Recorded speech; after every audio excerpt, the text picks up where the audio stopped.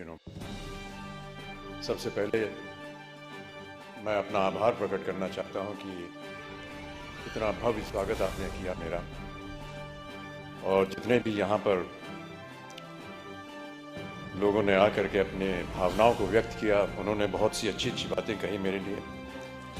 मैं अपने आप को इस लायक नहीं समझता हूँ, लेकिन उन सबको मैं अपनी ओर से अनेक अनेक धन्यवाद देता हूँ।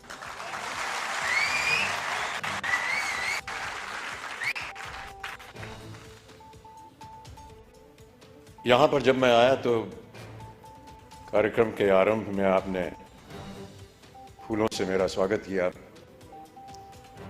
पुष्पों की माला पहनाई,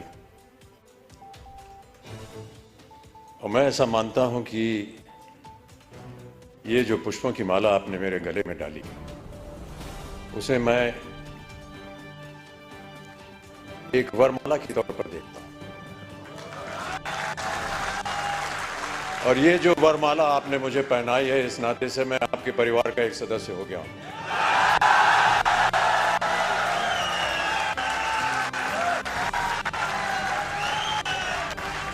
आरसीएम के परिवार अब मेरा परिवार भी है।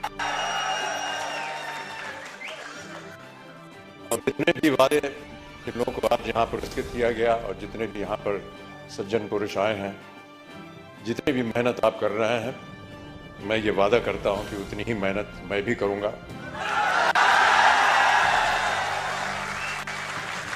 ताकि जितने भी मापदंड लगाए गए हैं, वो चाहे 2500 के हों, 1000 के हों, 2000 के हों, उन सब में मेरा योगदान रहेगा। और जब जब आप लोग चाहेंगे कि मैं उपस्थित हूं आपके सामने, मैं अवश्य यहां पर हाजिर हूं।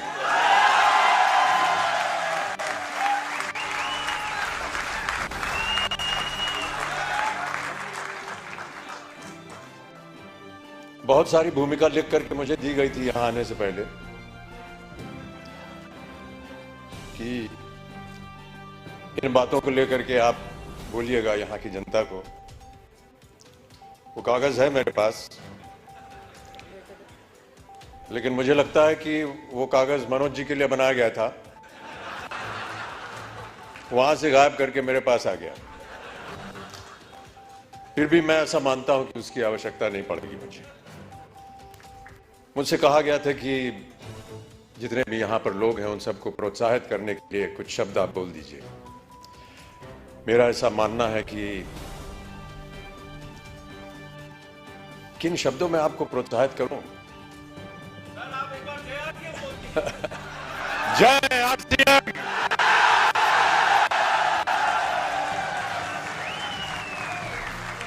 और मैं यही कहने वाला था कि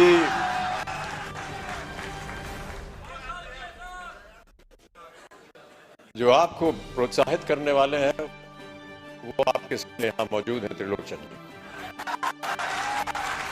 ये जीते जागते उदाहरण है इस कंपनी के, और जितने भी लोग इसके साथ संलग्न हैं। कितनी अच्छी अच्छी बातें बताई उन्होंने, संघर्ष की बात की, एक विजन की बात की।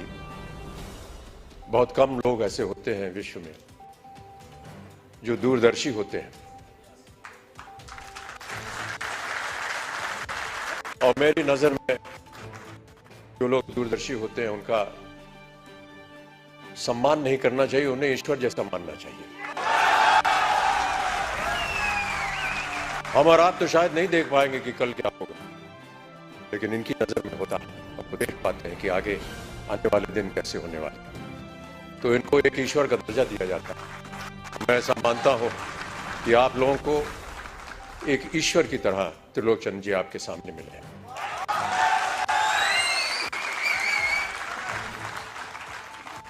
यहाँ आने के बाद कुछ क्षण मैं उनके साथ यहाँ वेटिंग रूम में बिता रहा था, और बहुत सारी बातें की हम दोनों ने।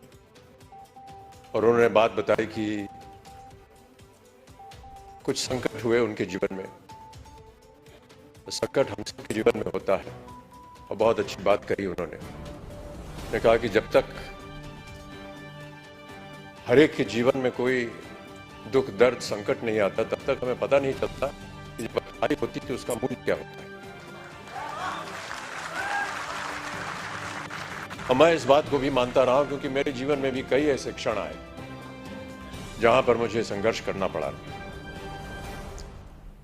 कई बार हताश होकर के मैं पूज्य बाबूजी से, जब वो जीवित थे, तो उनके सामने जाकर के कहता था कि बाबूजी जीवन में संघर्ष बड़ा है। तो उन्होंने बहुत अच्छी बात बताई। उन्होंने कहा कि बेटा जब तक जीवन है तब तक संघर्ष है।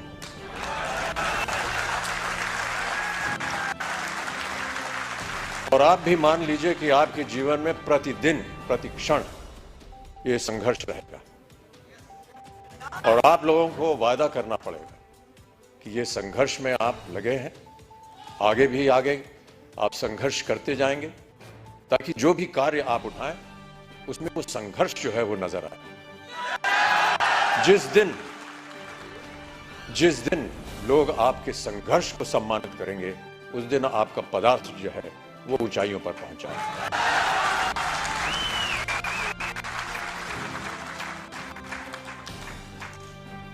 माता पिता का सम्मान करना हमारी संस्कृति रही है भारत में और हम सब हमेशा उनकी बातों को याद रखते हैं। कई बार बाबूजी से पूछता था कि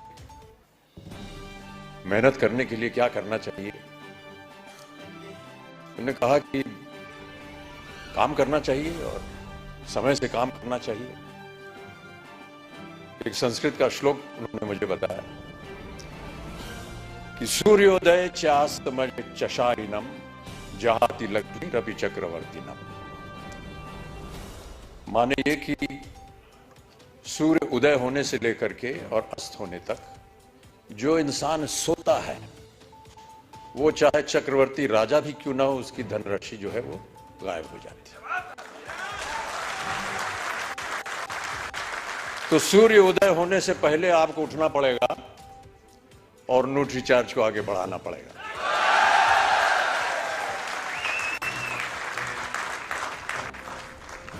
हनुमान जी की एक कथा है। हनुमान जी ने कहा था कि ईश्वर से कि हमको शिक्षा प्राप्त करनी है, ज्ञान प्राप्त करना है, क्या किया जाए, किसके पास जाए।